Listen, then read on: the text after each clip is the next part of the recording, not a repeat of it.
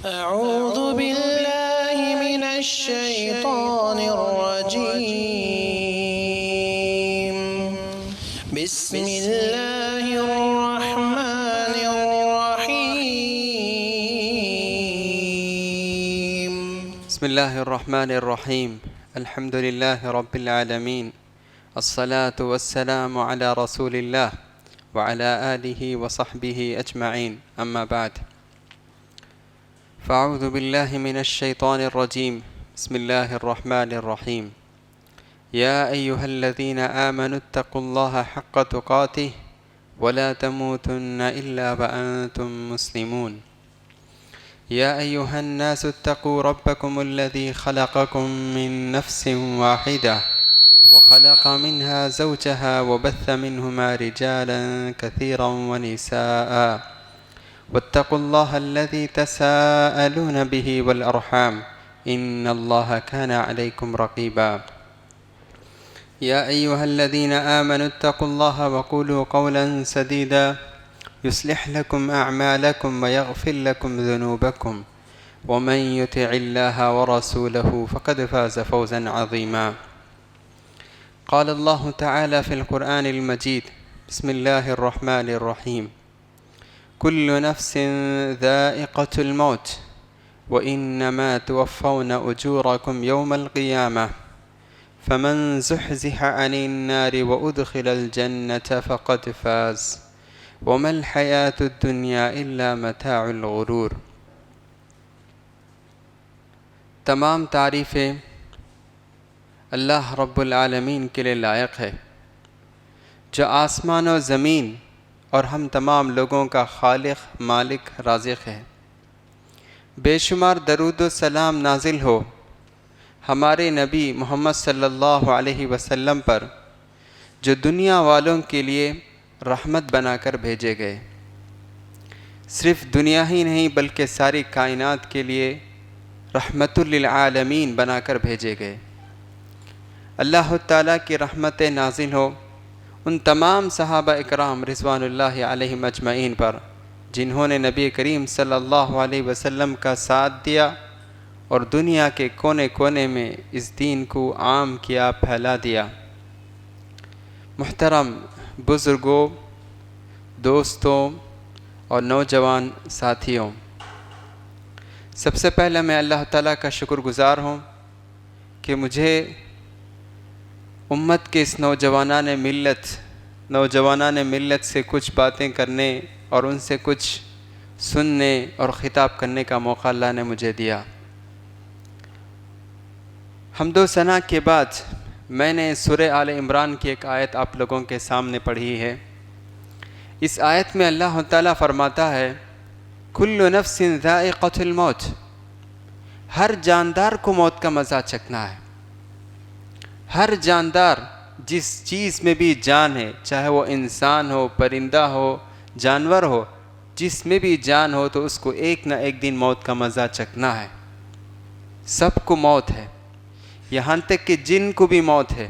الجن والانس یموتون، کہ حدیث میں آتا ہے کہ جن اور انسان بھی کو بھی موت سے ہمکنار ہونا ہے، لیکن اللہ تعالیٰ ہمیشہ باقی رہنے والا ہے۔ تو اللہ اس بات کی طرف ہمیں اشارہ کرتا ہے کہ ہر انسان کو موت کا مزہ چکھنا ہے۔ وَإِنَّمَا تُوَفَّوْنَ أُجُورَكُمْ يَوْمَ الْقِيَامَةِ، اور قیامت کے دن تم جو کچھ نیک عمل کرتے ہیں، اس نیک عمل کا پورا بدلہ، پورا ثواب قیامت کے دن تمہیں دیا جائے گا۔ دنیا میں ہم لوگ جو نیک عمل کرتے ہیں، جو اچھا کام کرتے ہیں، اس کا پورا بدلہ ہمیں نہیں ملتا ہے، کچھ کب ہمیں مل جاتا ہے لیکن اس کا پورا بدلہ نہیں۔ تو اللہ تعالیٰ قرآن مجید میں ہمیں وعدہ کرتا ہے جو تم نماز پڑھتے ہو، جب تم نیک عمل کرتے ہو، اس کا پورا بدلہ قیامت کے دن دیا جائے گا۔ اور پھر اس کے بعد اللہ کہتا ہے فَمَنْ زُحْزِحَ عَنِ النَّارِ وَأُدْخِلَ الْجَنَّةَ فَقَدْ فَازَ، جس آدمی کو نار جہنم یعنی دوزخ کی آگ سے بچا کر جنت میں داخل کر دیا جاتا ہے، فقد فاز، وہی آدمی ہے جو کامیابی سے ہمکنار ہو گیا، وہی انسان کامیاب ہو گیا۔ وَمَا الْحَيَاةُ الدُّنْيَا إِلَّا مَتَاعُ الْغُرُورِ، اور یہ دنیاوی زندگی کھیل و کود اور دھوکے کا سامان ہے۔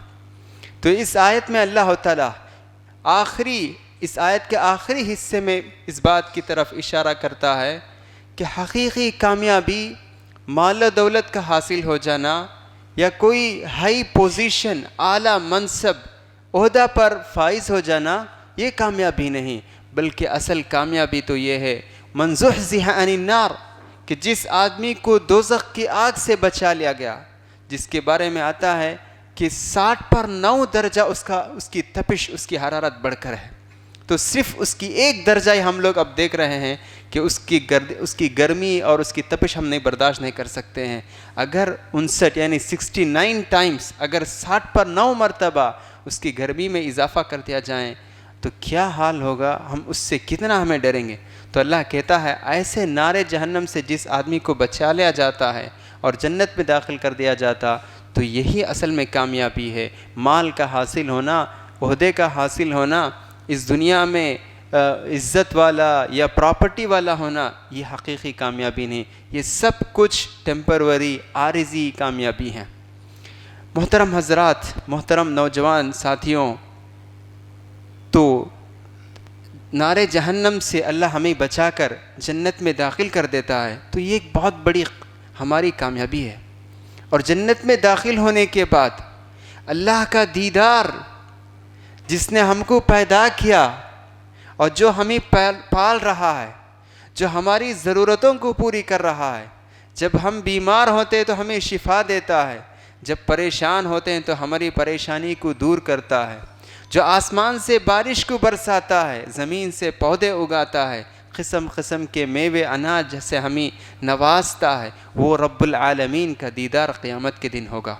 یہ اور بھی بہت بڑی کامیابی ہے، جیسا کہ حدیث میں آتا ہے، صحیح حدیث ہے، اللہ کے رسول صلی اللہ علیہ وسلم فرماتے ہیں اذا دخل اہل الجنت الجنہ، جب جنت والے جنت میں داخل ہو جائیں گے، فنادى مناد، ایک اعلان کرنے والا اعلان کرے گا، یعنی فرشتہ اعلان کرے گا اللہ کی طرف سے، یا اہل الجنہ ان لکم موعدا، اے جنتیوں، اے جنت میں رہنے والوں، اللہ کا ایک وعدہ ہے جو ابھی پورا نہیں ہوا ہے۔ لوگ پریشان ہو جائیں گے، حیران ہو جائیں گے، سوال کرنے لگیں گے، ہم تو جنت میں داخل ہو گئے، الم یبیض وجوہنا، کہ اللہ نے ہمارے چہرے کو خوبصورت روشن نہیں بنایا، ہمارے گناہوں کو معاف نہیں کیا، اور کون سا وعدہ اللہ کا باقی ہے ہمارے لیے؟ اللہ نے تو اتنا بڑا اعزاز ہمیں دیا، جنت میں داخل کر دیا۔ کہا جائے گا کہ نہیں، ایک وعدہ باقی ہے، یکشف الحجاب، پردہ ہٹایا جائے گا جب ہر جنتی اللہ کو دیکھے گا جس نے ہم کو پیدا کیا ہے۔ اللہ کے رسول فرماتے ہیں کہ اللہ کو دیکھنے کے بعد اس کی لذت، وہ آنکھوں کی لذت اور مٹھاس اتنی عزیز اور اتنی پیاری رہے گی کہ اس کے بعد جو بھی نعمت ان کی ملتی ہے وہ ہیچ ہے، یعنی اس کی کوئی حیثیت نہیں ہے۔ یہ اور بھی بہت بڑی کامیابی ہے، اللہ تعالیٰ کو دیکھنا، اللہ تعالیٰ کی دیدار، لذت النظر الی اللہ، کہ اللہ کو دیکھنا یہ ایک بہت بڑی لذت ہے اور بہت بڑی کامیابی ہے۔ ہم اللہ سے دعا کرتے ہیں کہ اللہ تعالیٰ مجھے اور سننے والوں ہم تمام لوگوں کو قیامت کے دن اللہ جنت میں داخل کرے اور اللہ تعالیٰ کی اس رؤیت سے ہمیں سرفراز کرے، نوازے۔ جنت میں داخل ہونا اور پھر اس کے بعد ہمارے پیارے نبی محمد صلی اللہ علیہ وسلم کے ساتھ ہونا، یہ بھی ایک بہت بڑی خوش قسمتی ہے۔ ہم چاہتے ہیں، ہماری تمنا ہے، ہماری خواہش ہے کہ ہم اللہ کے رسول کو دیکھیں، اللہ کے رسول کے ساتھ رہیں، آپ سے استفادہ کریں، آپ سے پوچھیں، معلوم کریں، علم حاصل کریں، لیکن دنیا میں یہ ناممکن ہے، کیونکہ ہم بہت بعد میں پیدا ہوئے، 1400 سال کے بعد ہم پیدا ہوئے، اور اللہ کے رسول صلی اللہ علیہ وسلم 1400 سال پہلے ہی اس دنیا سے رخصت کر چکے ہیں۔ لیکن یہ خواہش ہو سکتی ہے، جنت میں مل سکتی ہے۔ ہمیں اللہ کے رسول صلی اللہ علیہ وسلم کے ساتھ جو رحمت للعالمین بنا کر دنیا میں بھیجے گئے، ایسے پیارے نبی کے ساتھ اس جنت میں ہمیں رہنے کا موقع مل سکتا ہے۔ رسول اللہ صلی اللہ علیہ وسلم کی صحبت، آپ کے ساتھ رہنا، یہ بہت بڑی خوش قسمتی ہے، بہت بڑا اعزاز ہے۔ آج ہم دیکھتے ہیں خصوصاً نوجوان، اگر وہ کسی وی آئی پی کے ساتھ کہیں سفر کرتے ہیں، ان کی خوشی کا کوئی ٹھکانہ نہیں ہوتا ہے۔ جتنے سوشل میڈیا کے ذرائع ہو سکتے ہیں ان سب میں اپنا فوٹو شیئر کریں گے اور لوگوں کو بتائیں گے کہ دیکھو میں اتنے بڑے عالم اور اتنے بڑے وی آئی پی کے ساتھ میں نے سفر کیا، میں ان کے ساتھ رہا، میں ان کے ہوٹل میں رہا، کتنے فخر کے ساتھ کہتے ہیں۔ تو قربان جائیے وہ ہمارے نبی پر، جنہوں نے اپنی عمر، اپنی زندگی کو اللہ کے لیے قربان کر دیا اور اس امت کے لیے قربان کر دیا، دین کی خدمت کے لیے انہوں نے قربان کر دی، دین کی خدمت کے لیے انہوں نے وقف کر دی۔ سبحان اللہ۔ تو ایسے نبی کے ساتھ جنت میں رہنا بہت بڑی خوش قسمتی ہے، بہت بڑا اعزاز ہے، بہت الفاظ سے ہم اس چیز کو بیان نہیں کر سکتے ہیں۔ رسول اللہ صلی اللہ علیہ وسلم کی صحبت دنیا میں بھی ایک بہت بڑی چیز ہے۔ اللہ تعالیٰ جس کو چاہتا ہے نوازتا ہے۔ امام ابن حجر، امام نووی رحمۃ اللہ علیہ، یہ تمام لوگ کہتے ہیں کہ جمہور اہل علم، یعنی اکثر اہل علم کہتے ہیں کہ صحبت النبی صلی اللہ علیہ وسلم لا يعادلها شيء لا يوازيها شيء، کہتے ہیں کہ نبی کریم صلی اللہ علیہ وسلم کے ساتھ رہنا یہ بہت بڑا اعزاز ہے، اس نعمت کا مقابلہ کوئی نعمت نہیں کر سکتی ہے، اس نعمت کا مقابلہ کوئی نعمت نہیں کر سکتی، یہ بہت بڑا اعزاز اور بہت بڑا مرتبہ ہے۔ اللہ کے رسول صلی اللہ علیہ وسلم مکہ مکرمہ میں 13 سال تک لوگوں کو دین کی طرف بلاتے رہے، اللہ کی عبادت کی طرف دعوت دیتے رہے، لیکن جب اللہ کے رسول صلی اللہ علیہ وسلم کو ستایا گیا، پریشان کیا گیا، 13 سال کے بعد اللہ کے رسول صلی اللہ علیہ وسلم کو ہجرت کرنے کی اجازت ملی۔ اللہ کے رسول صلی اللہ علیہ وسلم ہجرت کرنے سے پہلے صحابہ کو حکم دیتے ہیں کہ اے صحابہ تم لوگ مدینے کی طرف جا سکتے ہیں، مدینے کی طرف تم لوگ ہجرت کر سکتے ہیں۔ اللہ کے رسول صلی اللہ علیہ وسلم ابو بکر صدیق رضی اللہ عنہ کے پاس آتے ہیں، کہنے لگتے ہیں اے ابو بکر آپ کو ہجرت کرنے کی ضرورت نہیں، تنے تنہا اللہ نے مجھے کہا ہے، مجھے حکم دیا گیا ہے کہ میں تمہیں ساتھ لے کر چلو، یعنی اللہ تعالیٰ نے ابو بکر صدیق رضی اللہ عنہ کو ہمارے نبی کے ساتھ ہجرت کرنے کا آپ کو حکم دیا ہے۔ اس سے ہم اندازہ لگا سکتے ہیں کہ ابو بکر صدیق رضی اللہ عنہ کتنے خوش ہوئے جب انہیں معلوم ہوا کہ ہمارے پیارے نبی کی رفاقت، ہمارے پیارے نبی کی صحبت میں میں مکہ سے مدینہ سفر کر رہا ہوں، تو انہیں کتنی خوشی ہوئی۔ انسان تو انسان، بے جان چیز بھی اللہ کے رسول صلی اللہ علیہ وسلم کی صحبت کو چاہتے تھے، خواہش کرتے تھے۔ ہم تمام لوگ جانتے ہیں، صحیح حدیث میں ہے، جب مسجد نبوی بن رہی تھی تو ہم جانتے ہیں کہ آج تو بالکل اس طرح کانکریٹ ہے، بہت ٹائلز سب ہم لوگ استعمال کرتے ہیں، لیکن اللہ کے رسول کے زمانے میں چھت کھجور کے پتوں سے بنی ہوئی تھی، اور اللہ کے رسول صلی اللہ علیہ وسلم مسجد میں کھڑے ہو کر خطبہ دیتے تھے۔ اس وقت ممبر بھی نہیں، جب ہی مسجد بن رہی تھی تو ممبر بھی نہیں، اللہ کے رسول صلی اللہ علیہ وسلم ایک کھجور کے درخت کا ایک تنا تھا، آپ اس کے سہارے کھڑے ہو کر خطبہ دیتے تھے، تقریر کرتے تھے۔ اس کے بعد جب صحابہ نے ممبر آپ کے لیے تیار کر دیا تو آپ اس کھجور کے درخت کو چھوڑ کر ممبر پر کھڑے ہو کر خطبہ دیتے تھے۔ صحابہ اکرام رضوان اللہ علیہ مجمعین کہتے ہیں کہ وہ کھجور کا جو تنا، جو درخت تھا، روتا تھا۔ جو اونٹنی ہے، اونٹنی جب روتی ہے تو کیسے آواز آتی تھی، اس طرح اس تنے سے آواز آتی تھی۔ اللہ کے رسول صلی اللہ علیہ وسلم اس کے پاس جاتے ہیں اور ہاتھ پھیرتے ہیں، پھیرنے کے بعد خاموش ہو جاتا ہے۔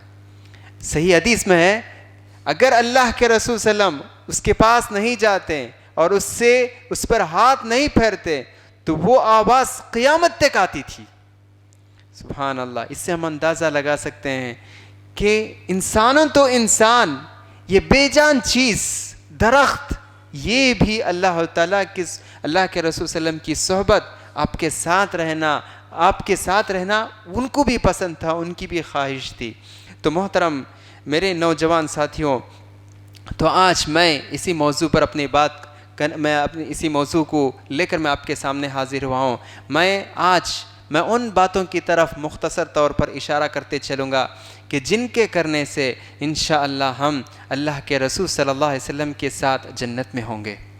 یہ بات بالکل صحیح ہے کہ اللہ کے رسول صلی اللہ علیہ وسلم کا مقام بہت اونچا ہے، جنت میں آپ کا مقام بہت اونچا ہے.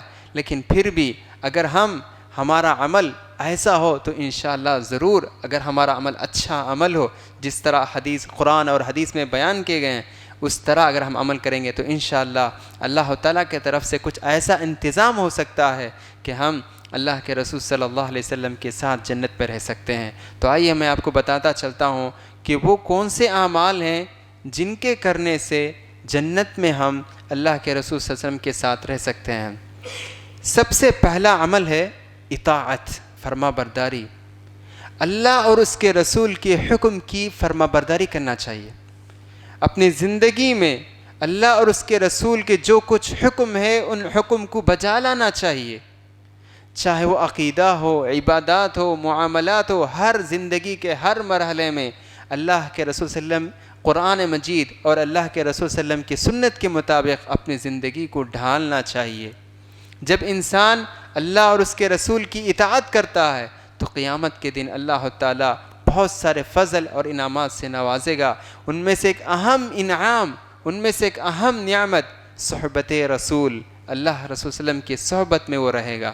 جیسا کہ اللہ تعالیٰ قرآن مجید میں فرماتا ہے وَمَن يُطِعِ اللَّهَ وَالرَّسُولَ فَأُولَئِكَ مَعَ الَّذِينَ أَنْعَمَ اللَّهُ عَلَيْهِمْ مِنَ النَّبِيِّينَ وَالصِّدِّيقِينَ وَالشُّهَدَاءِ وَالصَّالِحِينَ وَحَسُنَ أُولَئِكَ رَفِيقًا.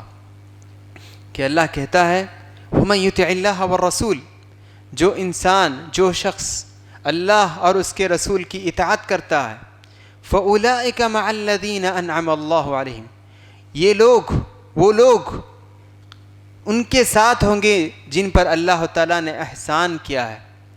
کون ہیں وہ لوگ؟ فَأُولَئِكَ مَعَ الَّذِينَ أَنْعَمَ اللَّهُ عَلَيْهِمْ مِنَ النَّبِيِّينَ، نبی، والصدیقین، سچے لوگ، والشہداء اور شہید لوگ، والصالحین اور نیک لوگ، وحسن اولئک رفیقا. کہ پھر اللہ تعالیٰ کہتا ہے کہ کیا ہی بہترین ساتھی ہیں. اس آیت کی تفسیر میں امام ابن کثیر رحمۃ اللہ علیہ ایک حدیث نقل کرتے ہیں. اللہ کے رسول صلی اللہ علیہ وسلم ایک مجلس میں تھے، ایک صحابی آتے ہیں، آ کر اللہ کے رسول صلی اللہ علیہ وسلم سے کہنے لگتے ہیں اے اللہ کے رسول، میں آپ کی مجلس میں ہوتا ہوں، آپ کو دیکھتا ہوں، مجھے اطمینان اور سکون ہوتا ہے. پھر اس کے بعد میں اپنا گھر چلے جاتا ہوں، اپنے گھر والوں کے ساتھ گھل مل جاتا ہوں. پھر جب آپ کی یاد ستاتی ہے تو فوراً میں آپ کو دیکھنے کے لیے مسجد آ جاتا ہوں، آپ کی مجلس کی طرف میں آتا ہوں، پھر آپ کو دیکھتا ہوں تو مجھے سکون اور اطمینان حاصل ہوتا ہے. لیکن میں ایک بات سوچ کر میں بہت پریشان ہوتا ہوں، غمگین ہوتا ہوں. کیا ہے وہ بات؟ دیکھیے کیسے اللہ کے رسول صلی اللہ علیہ وسلم کے صحابہ بھی تھے، کیسے ان کے دل میں اللہ کے رسول صلی اللہ علیہ وسلم کی محبت تھی. اللہ کے رسول صلی اللہ علیہ وسلم سے کہنے لگتے ہیں اے اللہ کے رسول، مجھے اس بات کی فکر ہے کہ قیامت کے دن آپ جنت کے اعلیٰ مقام پر رہیں گے، تو میں اگر آپ کو دیکھنا چاہوں تو میں کیسے آپ کو دیکھ سکوں گا؟ یہ دنیا ہے، ہم بازو رہتے ہیں تو ہم آپ کو آ کر دیکھ سکتے ہیں، لیکن کل قیامت کے دن آپ جنت کے اعلیٰ مقام پر رہیں گے. ہم تو اپنے عمل کے ذریعے سے اس قدر اعلیٰ مقام کو تو نہیں پہنچ سکتے ہیں. تو اس وقت اگر میرا دل بے قرار ہو، آپ کو دیکھنا چاہوں تو میں کیسے دیکھ سکتا ہوں؟ سبحان اللہ. دیکھیں کیسی محبت. اللہ کے رسول خاموش ہو گئے تھوڑی دیر کے لیے. پھر اس کے بعد یہ آیت نازل ہوئی وَمَن يُطِعِ اللَّهَ وَالرَّسُولَ فَأُولَئِكَ مَعَ الَّذِينَ أَنْعَمَ اللَّهُ عَلَيْهِمْ مِنَ النَّبِيِّينَ. کہ اللہ تعالیٰ اس آیت میں کہا کہ جو لوگ اللہ اور اس کے رسول کی باتوں پر عمل کرتے ہیں تو وہ لوگ قیامت کے دن نبیوں کے ساتھ ہوں گے۔ اللہ کے رسول نے اس صحابی کو بلایا اور آپ نے انہیں یہ آیت پڑھ کر سنائی۔ تو اس سے ہمیں معلوم ہوتا ہے کہ جو آدمی، امام ابن کثیر رحمۃ اللہ علیہ اس آیت کی تفسیر میں کہتے ہیں کہ جو شخص اللہ اور اس کے رسول کی باتوں پر عمل کرے گا تو یقیناً وہ انبیاء کے ساتھ ہوگا۔ یہ صرف ان نبی کے لیے، اس صحابی کے لیے خاص نہیں بلکہ سارے لوگوں کے لیے بھی ہے۔ تو یہ سب سے پہلی بات ہے جو میں آپ لوگوں سے بتانا چاہتا ہوں کہ ہمیں اپنی زندگی میں اللہ اور اس کے رسول کی باتوں پر عمل کرنے کی پوری کوشش کرنی چاہیے۔ ہر معاملہ اسی میں برکت ہے، اسی میں کامیابی ہے، اسی میں سکون اور اطمینان ہے۔ جب ہم اللہ اور اس کے رسول کی باتوں پر عمل کرتے ہوئے زندگی گزاریں گے تو یقیناً دنیا میں بھی کامیاب اور آخرت میں بھی جنت، اور جنت میں بھی اللہ کے رسول صلی اللہ علیہ وسلم کے ساتھ رہنے کا ہمیں موقع مل سکتا ہے۔ اگر ہم جان بوجھ کر اللہ کی باتوں پر عمل نہیں کرتے ہیں، اللہ کے حکم کی خلاف ورزی، اللہ کے رسول کے حکم کی خلاف ورزی، تو دنیا میں بھی نقصان اور آخرت میں بھی ہمیں نقصان ہے۔ دنیا میں نقصان ہم اپنے ایک واقعے سے عملی طور پر ہم دیکھ سکتے ہیں، پریکٹیکلی جو نقصان جو مسلمانوں کو ہم دیکھ سکتے ہیں۔ جنگ احد کے موقع پر اللہ کے رسول کا حکم تھا کہ جنگ میں کچھ بھی ہو جائیں کہ جو تیر پھینکنے والے ہیں وہ اس جگہ سے نہیں ہٹنا چاہیے، لیکن وہ لوگ کچھ غلطی ہو گئی تو اس اللہ کے رسول صلی اللہ علیہ وسلم کے حکم کو بھول گئے تو غلطی ہو گئی، تو اس کا نتیجہ کیا ہوا؟ کتنے صحابہ شہید کیے گئے۔ تو یہ ایک عملی مثال ہے کہ اگر ہم لوگ اللہ اور اس کے رسول کے حکم کی خلاف ورزی کریں گے تو اس دنیا میں بھی نقصان اور آخرت میں بھی تو نقصان ہے ہی، کہ دردناک عذاب ہے۔ تو یہ پہلی بات ہے جس کو ہمیں یاد رکھنا چاہیے۔ دوسری بات، دوسرا عمل جس کا کرنے سے جنت میں ہم رسول اللہ صلی اللہ علیہ وسلم کے ساتھ رہ سکتے ہیں، وہ عمل ہے کفالت الیتیم، یتیم کی کفالت کرنا، جسے ہم آرفن کہتے ہیں۔ کہ یتیم وہ بچہ جس کا باپ انتقال ہو چکا ہو، بلوغت کی عمر کو پہنچنے سے پہلے جس بچے کا باپ انتقال ہو گیا ہو، اس بچے کو یتیم کہتے ہیں۔ ایسے بچے کو پالنا، اس پر شفقت سے، رحمت سے ہاتھ پھیرنا، محبت کے دو بول اس بچے کو کہنا، یہ بہت بڑا ثواب کا کام ہے۔ اللہ کے رسول صلی اللہ علیہ وسلم فرماتے ہیں انا وکافر الیتیم فی الجنت ہکذا۔ اللہ کے رسول کہتے ہیں کہ میں اور یتیم کی کفالت کرنے والا جنت میں ہم اس طرح ہوں گے۔ آپ نے شہادت کی انگلی اور بیچ کی انگلی دونوں کو آپ نے بتایا اور اس میں سے کچھ فاصلہ پیدا کیا کہ بالکل اتنے قریب ہوں گے۔ تو یتیم بچے کی کفالت، ان کے ساتھ ہمدردی، کبھی کبھی مالی امداد نہیں لیکن محبت کے دو بول، شفقت کے دو بول، دو پیارے الفاظ ان سے کہنا، ان سے ملنا، یہ بھی ایک بہت ثواب کا کام ہے۔ تو ہم اس کا بھی ہمیں خیال رکھنا چاہیے۔ اپنے خاندان میں خود یتیم بچے ہیں تو آپ ان کی کفالت کر سکتے ہیں، اگر اپنے خاندان میں نہیں کہیں اور ہیں تو آپ ان کا بھی آپ خیال کر سکتے ہیں، ان کی کفالت کر سکتے ہیں۔ یا آپ بھائی ہیں، آپ کا ایک چھوٹا بھائی بھی ہے، آپ کا ایک چھوٹا بھائی ہے، لیکن ایسا نہ ہو اگر باپ کا انتقال ہو چکا ہے تو آپ بڑے بھائی ہیں اور چھوٹے بھائی کا خیال کرتے ہیں جس کے باپ کا انتقال ہو چکا ہے، تو یہ بھی کفالت الیتیم ہے، یہ بھی ایک یتیم کی کفالت ہے۔ تو محترم میرے نوجوان ساتھیوں اور بزرگوں، تو ہمیں اس عمل کا بھی ہمیں خیال کرنا چاہیے۔ بہت ہی افضل عمل ہے، ایسا عمل ہے جس کو ہم بہت سارے لوگ بھول چکے ہیں۔ تو ہم یتیموں کو ڈھونڈنا چاہیے، تلاش کرنا چاہیے، اگر ہو سکے تو ہم ان کی کفالت کی بھی ہم ذمہ داری لینا چاہیے۔ یہ ایک دوسرا عمل ہے جس کی طرف میں نے آپ کو اشارہ کیا۔ تیسرا عمل جو بہت ہی اہم ہے وہ ہے نمازوں کا اہتمام، زیادہ سے زیادہ سنن و نوافل کا اہتمام کرنا۔ یہ بھی ایک ایسا عمل ہے جس کے ذریعے سے ہم جنت میں نبی کریم صلی اللہ علیہ وسلم کے ساتھ ہمیں رہ سکتے ہیں۔ ربیعہ بن کعب الاسلمی رضی اللہ عنہ، بہت کم لوگ جانتے ہیں ان کے بارے میں، لیکن بہت ہی جلیل القدر صحابی ہیں۔ اللہ کے رسول صلی اللہ علیہ وسلم کی خدمت کیا کرتے تھے. تو ایک مرتبہ وہ وضو کا پانی لے کر آئے اور جو طہارت کے لیے جو ضروری چیزیں ہیں نبی کریم صلی اللہ علیہ وسلم کے لیے لے کر آئے.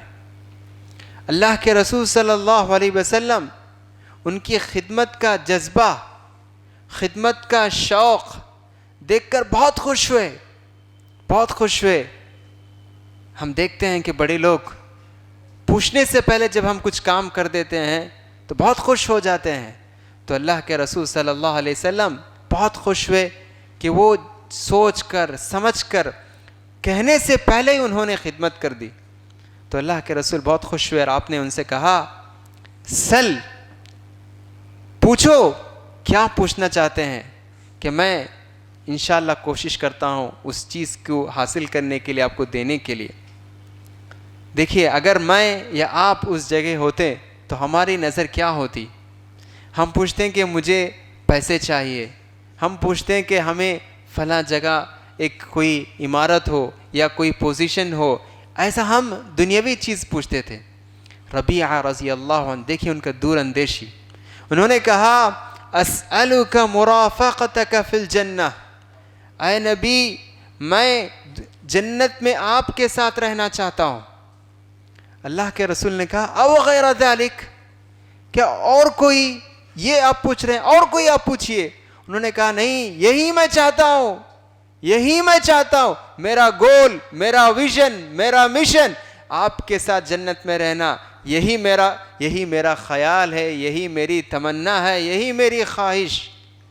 دیکھیے اگر ہم گول سیٹ کرنا بولتے ہیں، لیکن اگر گول سیٹ کرنا ہے تو ربیعہ رضی اللہ عنہ کے جیسا گول سیٹ کرنا ہے. تو انہوں نے کہا کہ مجھے مرافقتک فی الجنہ ہونا چاہیے. اللہ کے رسول نے کہا اعنی علی نفسک بکثرۃ السجود، اے ربیعہ اگر تم اپنے اس مقصد میں کامیاب ہونا چاہتے ہیں تو میری مدد کرو زیادہ سجدوں کے ذریعے سے، زیادہ سجدوں کے ذریعے سے میری مدد کرو. اہل علم علماء اس حدیث کی تفسیر اور تشریح کرتے ہوئے کہتے ہیں کہ زیادہ سجدے کا مطلب یہ ہے زیادہ نمازیں پڑھ کر، فرض نماز، سنت نماز، نفل نماز پڑھ کر میری مدد کرو. تو جب تم فرض نماز، سنت اور نوفل کا اہتمام کریں گے تو اللہ تعالیٰ تمہیں اس مقام تک تمہیں پہنچائے گا کہ تم جنت میں میرے ساتھ ہوں گے. اور کچھ اہل علم نے کہا کہ یہاں کثرت السجود سے مراد لمبی نماز میں بھی مراد ہو سکتی ہے، لیکن زیادہ یہی ہے کہ زیادہ نمازیں، فرض، نفل، سنت، اس طرح نمازوں کا ہمیں اہتمام کرنا چاہیے. تو محترم حضرات اور میرے نوجوان ساتھیوں، اس حدیث سے ہم اندازہ لگا سکتے ہیں کہ ربیعہ بن کعب الاسلمی رضی اللہ عنہ کیسے جلیل القدر صحابی تھے، اور جب انہوں نے مانگا تو کیسی چیز اللہ کے رسول ہم سے مانگا، اور ہم کو بھی اس کا ہمیں خیال رکھنا چاہیے. تو ہمیں اس حدیث سے ہمیں معلوم ہوتی ہے کہ رسول اللہ صلی اللہ علیہ وسلم کے ساتھ اگر جنت میں ہم رہنا چاہتے ہیں تو نمازوں کا پورا اہتمام کرنا چاہیے. اللہ کے رسول نے کہا جعلت قرۃ عینی فی الصلاۃ، اے لوگوں میری آنکھوں کی ٹھنڈک نماز میں ہے. اللہ کے رسول صلی اللہ علیہ وسلم مرض الموت یعنی موت کے قریب وقت میں پہنچ چکے تھے. کچھ آپ بول رہے تھے، آواز صاف سنائی نہیں دے رہی تھی. ماں عائشہ رضی اللہ عنہ قریب جا کر سننے کی کوشش کی تو اللہ کے رسول صلی اللہ علیہ وسلم کہہ رہے تھے الصلاۃ الصلاۃ الصلاۃ، لوگوں نماز نماز نماز، صلاۃ صلاۃ صلاۃ کا اہتمام کرو. تو معلوم یہ ہوا کہ نمازوں کا اہتمام بہت ضروری ہے. اسی سے ہم دنیا میں بھی سکون اور اطمینان، اور آخرت میں جنت، اور جنت میں بھی ہم نبی کریم صلی اللہ علیہ وسلم کے ساتھ رہ سکتے ہیں. اور صرف فرض نماز نہیں میرے دوستوں، فرض نماز کے ساتھ ساتھ کچھ سنن اور نوافل کا بھی ہمیں اہتمام کرنا چاہیے. میرے اندر بھی کمی اور آپ کے اندر بھی کمی اور بہت سارے لوگوں میں کمی ہے کہ ہم فرض نماز تو پڑھ لیتے ہیں لیکن جو سنن اور نوافل کا جیسا ہم اہتمام کرنا چاہیے ویسے ہم اہتمام نہیں کرتے ہیں. اللہ کے رسول فرماتے ہیں جو شخص 12 رکعت سنت نمازوں کا اہتمام کرتا ہے اللہ تعالیٰ اس کے لیے جنت میں گھر بنائے گا. اللہ کے رسول سے پوچھا گیا کہ اللہ کے رسول سب سے بہترین نماز کون سی نماز ہے فرض نماز کے بعد؟ تو آپ نے کہا رات کی نماز، یعنی اس سے مراد تہجد کی نماز ہے۔ اسی طرح اللہ کے رسول سے ابو ہریرہ رضی اللہ عنہ کہتے ہیں اوصانی خلیلی بثلاث، میرے دوست نے مجھے 3 باتوں کی نصیحت کی، میرے دوست نے مجھے 3 باتوں کی نصیحت کی۔ 3 باتوں میں سے ایک بات یہ ہے کہ مجھے میرے دوست سے مراد میرے اللہ کے رسول صلی اللہ علیہ وسلم ہے۔ تو ابو ہریرہ کہتے ہیں میرے دوست یعنی نبی کریم صلی اللہ علیہ وسلم مجھے 3 باتوں کی نصیحت کی، ان میں سے ایک نصیحت یہ ہے کہ چاشت کی نماز پڑھو، ضحیٰ کی نماز پڑھو، اور سونے سے پہلے وتر کی نماز پڑھو، اور تیسری نصیحت یہ ہے کہ ہر مہینہ 3 روزے رکھو۔ سبحان اللہ۔ تو یہاں دیکھیے چاشت کی نماز، سنت جو سنن الرواتب کہتے ہیں وہ نماز، اور فرض نماز، ان سارے نمازوں کا ہمیں اہتمام کرنا چاہیے، تو اس کے ذریعے سے بھی ہم اللہ کے رسول کے ساتھ جنت میں رہ سکتے ہیں۔ چوتھا عمل جس کے ذریعے سے ہمیں رسول اللہ صلی اللہ علیہ وسلم کے ساتھ جنت میں ہمیں رہنے کا موقع ملے گا، وہ ہے اللہ کے رسول سے سچی محبت کرنی چاہیے، سچی محبت ہونی چاہیے۔ جو انسان اللہ اور اس کے رسول سے سچی محبت کرتا ہے تو یقیناً انشاءاللہ قیامت کے دن وہ اللہ کے رسول صلی اللہ علیہ وسلم کے ساتھ جنت میں ہوگا۔ محبت، سچی محبت ہونی چاہیے، جیسا کہ حدیث میں آتا ہے کہ اللہ کے رسول نے فرمایا جس آدمی کے اندر 3 باتیں ہو تو وہ ایمان کی حلاوت، ایمان کی مٹھاس، ایمان کا ٹیسٹ وہ پا لیتا ہے۔ ان میں سے پہلی بات اللہ کے رسول صلی اللہ علیہ وسلم نے فرمایا ان یکون اللہ ورسولہ احب الیہ مما سواہما، اللہ اور اس کے رسول تمام لوگوں سے زیادہ محبوب ہو، پیارے ہو۔ تو یہ محبت ہونی چاہیے اللہ کے رسول صلی اللہ علیہ وسلم سے۔ حدیث میں آتا ہے کہ ایک صحابی اللہ کے رسول صلی اللہ علیہ وسلم کی خدمت میں آئے، اللہ کے رسول صلی اللہ علیہ وسلم سے انہوں نے سوال کیا اے اللہ کے رسول قیامت کب آئے گی؟ اللہ کے رسول صلی اللہ علیہ وسلم نے کہا قیامت تو آئے گی، لیکن قیامت آنے سے پہلے ہمارا ایک اور سوال ہے ماذا اعددت لہا، قیامت تو آئے گی لیکن قیامت کے لیے آپ نے کیا تیار کر کے رکھا ہے؟ اگر کل بھی قیامت آ جائیں یا پرسوں قیامت آ جائیں تو آپ قیامت کے لیے کیا تیاری کر کیے ہیں؟ تو اللہ کے رسول کا جواب سن کر صحابی نے کہا انی احب اللہ ورسولہ، میں اللہ اور اس کے رسول سے محبت کرتا ہوں۔ تو اللہ کے رسول صلی اللہ علیہ وسلم نے فرمایا المرء مع من احب، آدمی جس آدمی سے محبت کرتا ہے وہ بھی اسی آدمی کے ساتھ ہوگا۔ انس رضی اللہ عنہ کہتے ہیں کہ ہم اس حدیث سن کر اتنا خوش ہوئے جتنا کہ ہم اسلام لانے کے بعد خوش ہوئے۔ سبحان اللہ۔ تو اللہ کے رسول نے اس حدیث میں کہا کہ جو انسان اللہ کے رسول صلی اللہ علیہ وسلم سے سچی محبت کرتا ہے تو وہ جنت میں اللہ کے رسول صلی اللہ علیہ وسلم کے ساتھ ہوگا۔ تو یہ بہت بڑی خوش قسمتی ہے۔ محبت کا مطلب کیا ہے؟ سچی محبت کا مطلب کیا ہے؟ سچی محبت کا مطلب یہ ہے کہ ہم اللہ کے رسول صلی اللہ علیہ وسلم کی سنتوں پر عمل کریں، یہی سچی محبت ہے۔ صرف زبان سے کہنا کہ میں اللہ کے رسول سے محبت کرتا ہوں، میں اللہ کے رسول کو چاہتا ہوں، یہ صرف زبانی دعویٰ کافی نہیں ہے۔ ویسے زبان سے تو ہر آدمی بولتا ہے، لیکن عمل سے ثبوت پیش کرنا چاہیے۔ اسی لیے اللہ تعالیٰ کہتا ہے قرآن مجید میں قل ان کنتم تحبون اللہ فاتبعونی یحببکم اللہ ویغفر لکم ذنوبکم، کہ اللہ کہتا ہے کہ اے نبی آپ ان لوگوں سے کہہ دیجئے، ان یہودیوں سے اور نصرانیوں سے آپ کہہ دیجئے، اگر یہ لوگ کہتے ہیں کہ وہ لوگ اللہ سے محبت کرتے ہیں، آپ کہہ دیجئے فاتبعونی، میری اطاعت کرو، میری سنتوں پر عمل کرو، میری تعلیمات پر عمل کرو، اسی وقت ہم مانیں گے کہ تم اللہ سے محبت کرتے ہو۔ تو علماء کہتے ہیں کہ یہ آیت ایک آزمانے والی آیت ہے۔ جو بھی انسان محبت کا دعویٰ کرتا ہے، ہم اس آیت کے ذریعے سے ان کی محبت کو تول سکتے ہیں، کیا وہ سچی محبت کرتے ہیں یا اپنے محبت میں جھوٹے ہیں۔ اگر ہم وہ کہتے ہیں کہ ہم اللہ کے رسول سے محبت کرتے ہیں اور اگر ہم معلوم ہوتا ہے کہ وہ فجر کی نماز نہیں پڑھتے ہیں، ظہر کی نماز نہیں پڑھتے ہیں، تو اپنے محبت میں جھوٹے ہیں۔ اگر کوئی انسان دعویٰ کرتا ہے کہ میں اللہ کے رسول سے محبت کرتا ہوں، زکوٰۃ، صدقہ اور خیرات، تلاوت، ان ساری چیزوں کی وہ پابندی کرتے ہیں، تو ہاں الحمدللہ وہ اپنے محبت میں سچے ہیں۔ تو محترم بھائیوں، تو اللہ کے رسول صلی اللہ علیہ وسلم سے محبت ہونی چاہیے۔ آپ سے محبت کی صحیح دلیل یہ ہے کہ ہم جو کچھ ہم اللہ کے رسول صلی اللہ علیہ وسلم کی باتیں ہیں، سنتیں ہیں، ہمیں اس پر باتوں پر ہمیں عمل کرنا چاہیے۔ جب ہم عمل کریں گے تو انشاءاللہ قیامت کے دن جو بہت بڑا مقام ہے، مرتبہ ہے، جنت میں آپ کے ساتھ ہونا، یہ مقام ہمیں مل سکتا ہے۔ اس کے بعد جو عمل ہے وہ ہے اللہ کے رسول صلی اللہ علیہ وسلم پر درود، کثرت سے درود بھیجنا چاہیے۔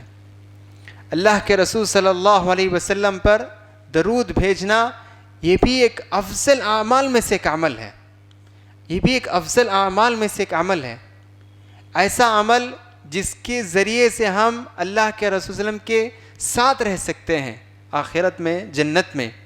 اللہ کے رسول نے فرمایا ان اول الناس بی یوم القیامہ اکثرهم علی صلاۃ۔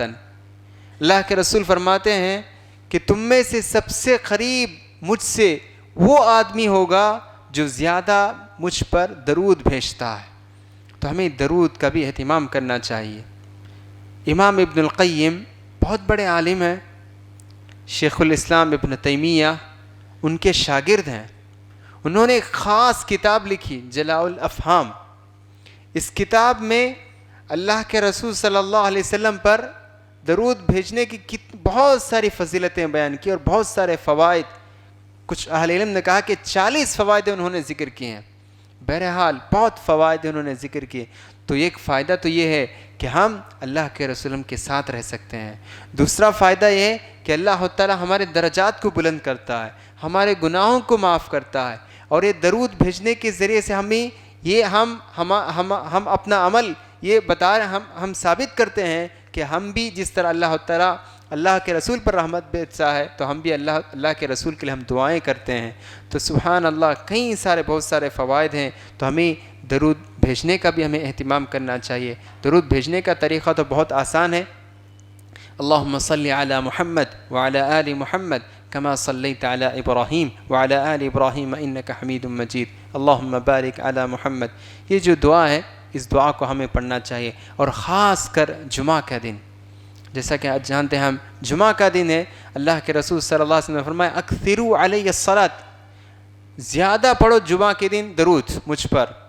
اور ایک روایت میں بھی ہے کہ اللہ کے رسول فرماتے ہیں کہ جب بھی انسان کوئی درود اور سلام بھیجتا ہے تو فرشتے اس سلام کو اللہ کے رسول کے پاس پہنچاتے ہیں، ناموں کے ساتھ، تفصیل کے ساتھ، کہ فلاں فلاں شخص نے آپ پر سلام بھیجا ہے، درود بھیجا ہے، تو اللہ تعالیٰ اس کے لیے فرشتے مقرر کیا ہے اور وہ فرشتے جا کر پہنچاتے ہیں۔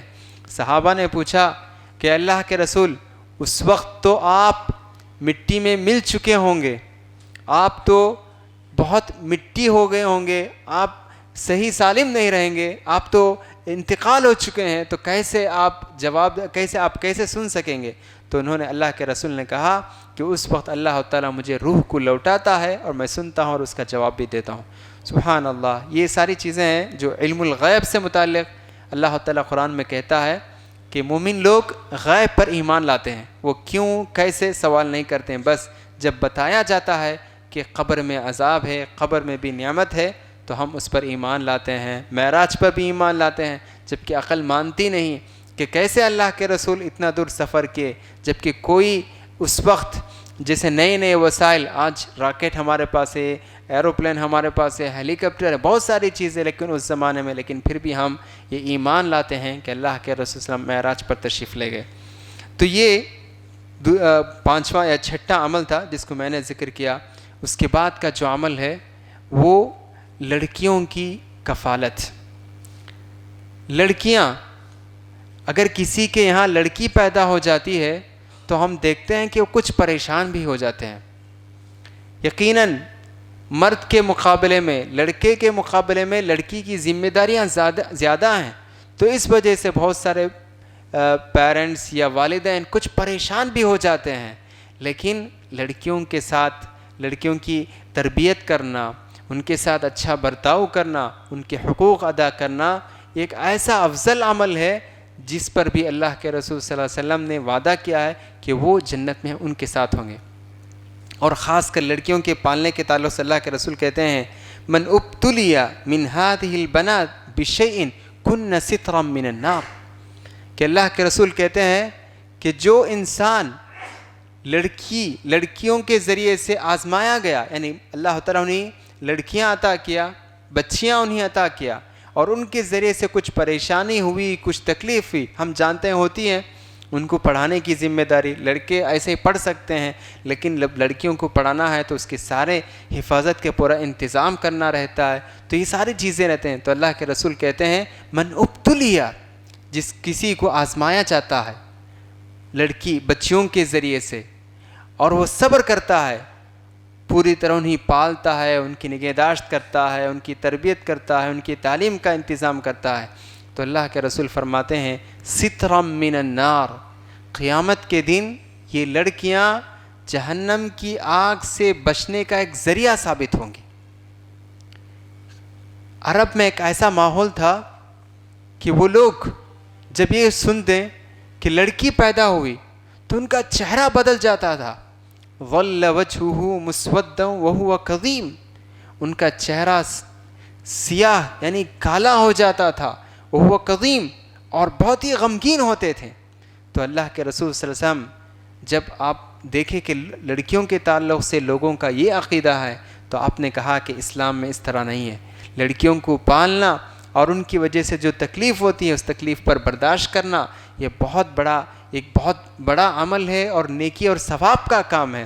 اور یہی نہیں بلکہ اللہ کے رسول صلی اللہ علیہ وسلم فرماتے ہیں من کن لہ ثلاث بنات او اخوات، جس کسی کو اللہ تعالیٰ نے 3 بیٹیوں سے نوازا یا 3 بہنوں سے نوازا، فاتق اللہ، وہ اللہ سے ڈرا اور ان کے حقوق جو ہیں وہ حقوق کو ادا کیا، کان معی فی الجنہ، وہ انسان میرے ساتھ جنت میں ہوگا، بالسبابۃ والوسطیٰ، کہ اللہ کے رسول نے اپنے شہادت کی انگلی اور 20 کی انگلی دونوں کو اشارہ کر کے کہا کہ وہ اس طرح ہو سکتا ہے. تو لڑکیوں کی کفالت، یعنی جو لڑکیاں بچیاں ہیں تو ان کی کفالت کرنا، ان کی تعلیم و تربیت کا انتظام کرنا، یہ بھی ایک ایسا عمل ہے جس کے ذریعے سے ہم اللہ کے رسول صلی اللہ علیہ وسلم کے ساتھ جنت میں ہم ہو سکتے ہیں. جو اس کے بعد کا جو عمل ہے وہ ہے حسن الخلق، اچھے اخلاق جب ہوں تو یہ بھی ایک ایسا عمل ہے کہ جس کے ذریعے سے ہم اللہ کے رسول صلی اللہ علیہ وسلم کے ساتھ ہم رہ سکتے ہیں جنت میں. ہمارا دین اخلاق کی بنیاد پر ہے. دین جو اللہ تعالیٰ ہمیں جو نوازا ہے اس دین کا بنیادی پیغام اخلاق ہے. ایک مسلمان عبادت بھی کریں اور ساتھ ہی ساتھ اچھے اخلاق کا بھی وہ مالک ہونا چاہیے. اللہ کے رسول صلی اللہ علیہ وسلم نے کہا انما بعثت لاتمم مکارم الاخلاق، میں اخلاق کو مکمل کرنے کے لیے ہی مجھے بھیجا گیا ہے. انما بعثت لاتمم مکارم الاخلاق. اور قرآن مجید میں اللہ تعالیٰ خود نبی کریم صلی اللہ علیہ وسلم کی اخلاق کی تعریف بیان کرتے ہوئے کہتا ہے وَإِنَّكَ لَعَلَىٰ خُلُقٍ عَظِيمٍ، اے نبی آپ اخلاق کے بہت ہی اعلیٰ مرتبے پر فائز ہیں، اخلاق کے بہت اعلیٰ مثال آپ کے اندر ہے. سبحان اللہ. کئی ایسے مثالیں ہیں جس میں ہم دیکھ سکتے ہیں کہ اللہ کے رسول صلی اللہ علیہ وسلم کے اخلاق بہت بہترین تھے. کئی لوگ صرف آپ کے اخلاق کو دیکھ کر اسلام قبول کر لیے. جو امامہ کا سردار تھا، ہم جانتے ہیں کہ جب اللہ کے رسول صلی اللہ علیہ وسلم نے ان کو مسجد کے ستون سے باندھ کر رکھا اور پھر اس کے بعد آپ نے 3 دن کے بعد ان سے پوچھا تو وہ شہادت پڑھنے لگے، یعنی کلمہ پڑھ کر اسلام قبول کر لے. سبحان اللہ. یہ صرف اللہ کے رسول کا اخلاق کو انہوں نے دیکھا. ایسی کئی مثالیں ہیں، اگر ہم چاہیں تو اسی پر ایک ہم تقریر بھی کر سکتے ہیں کہ اللہ کے رسول صلی اللہ علیہ وسلم کے اخلاق کیسے تھے. جب اللہ کے رسول صلی اللہ علیہ وسلم کے پاس ایک آدمی آتا ہے اور قرض جو دیا تھا اس کو مطالبہ کرنے لگتا ہے اور آ کر چادر ڈالتا ہے اور مروڑنے لگتا ہے، کہنے لگتا ہے مجھے دو. کچھ صحابہ دیکھ لیتے ہیں، اللہ کے رسول سے پوچھتے ہیں، اجازت مانگتے ہیں کہ اللہ کے رسول آپ اجازت دیجیے ہم اس کو دیکھتے ہیں، ہم اس کو پکڑ لیتے ہیں تو اللہ کے رسول کہتے ہیں چھوڑ دیجیے، اس کا حق ہے وہ۔ سبحان اللہ، دیکھیے کتنے بڑے سردار اللہ کے رسول صلی اللہ علیہ وسلم۔ آپ چاہے تو کچھ بھی اگر آپ حکم دیتے ہیں تو صحابہ اکرام رضوان اللہ علیہم اجمعین اس آدمی کا کوئی حساب لے لیتے، لیکن اللہ کے رسول صلی اللہ علیہ وسلم بدلہ نہیں لیتے تھے۔ اللہ کے رسول صلی اللہ علیہ وسلم بدلہ نہیں لیتے تھے بلکہ معاف کرتے تھے۔ یہ آپ کے اخلاق۔ تو جو انسان اچھے ادب و احترام سے بات کرنا، لوگوں کا خیال رکھنا، بڑوں کا احترام کرنا، چھوٹوں پر شفقت کرنا، یہ سب اخلاق میں داخل ہے۔ اللہ کے رسول صلی اللہ علیہ وسلم نے فرمایا من لم یرحم صغیرنا من لم یوقر کبیرنا، کہ جو آدمی بڑے لوگوں کا احترام نہیں کرتا اور چھوٹوں پر شفقت نہیں کرتا ہے تو وہ انسان ہم میں سے نہیں۔ تو یہ سب چیزیں اخلاق ہے۔ تو یہ اخلاق جس آدمی کے پاس ہو تو وہ قیامت کے دن کامیاب ہو سکتا ہے اور جنت میں داخل ہو سکتا ہے، جنت میں بھی اللہ کے رسول صلی اللہ علیہ وسلم کے ساتھ ہو سکتا ہے۔ اللہ کے رسول صلی اللہ علیہ وسلم فرماتے ہیں ان من احبکم الی واقربکم منی احاسنکم اخلاقا، کہ اللہ کے رسول فرماتے ہیں تم میں سے سب سے زیادہ محبوب اور مجھ سے قریب وہ انسان ہے جس کے اخلاق اچھے ہوں، جس کے اخلاق اچھے ہوں۔ تو یہ دین صرف نماز پڑھنا، روزہ رکھنا صرف یہی نہیں، بلکہ دین میں عبادت کے ساتھ ساتھ اخلاق بھی ضروری ہے۔ اگر کوئی انسان دین میں عبادت میں ہے لیکن اخلاق اگر اس کے اچھے نہیں ہیں تو وہ انسان کامیاب نہیں ہو سکتا ہے۔ اللہ کے رسول صلی اللہ علیہ وسلم سے دو عورتوں کے بارے میں پوچھا گیا۔ ایک وہ عورت جو فرض نماز پڑھتی ہے، عبادت کا اہتمام کرتی ہے لیکن کسی کو تکلیف نہیں دیتی، تو اللہ کے رسول نے کہا کہ وہ جنتی ہے۔ اور ایک وہ عورت جو عبادت کا اہتمام کرتی تھی، فرض نفل بہت ساری عبادت کا اہتمام کرتی تھی لیکن اپنے پڑوسیوں کو، لوگوں کو اپنے زبان سے تکلیف دیتی تھی، تو اللہ کے رسول نے کہا وہ جہنمی ہے۔ دیکھیے عبادت ہونے کے باوجود بھی اللہ کے رسول صلی اللہ علیہ وسلم نے کہا کہ وہ جہنمی ہے۔ تو صرف عبادت نہیں بلکہ عبادت کے ساتھ ساتھ اخلاق بھی ہونا چاہیے۔ اسی لیے اللہ کے رسول نے فرمایا ما من شیء اثقل فی المیزان، کہ قیامت کے دن اعمال تولے جائیں گے۔ جب اعمال تولے جائیں گے تو سب سے وزنی عمل ہمارے اخلاق ہوں گے، اخلاق سے بڑھ کر کوئی وزنی عمل نہیں۔ اور اللہ کے رسول نے یہ بھی کہا کہ ان المؤمن لیدرک بحسن خلقہ، کہ اللہ کے رسول فرماتے ہیں کہ انسان اپنے اخلاق کے ذریعے سے کبھی کبھار وہ رات میں نماز پڑھنے والا اور دن میں روزہ رکھنے والے کا ثواب بھی کما لیتا ہے۔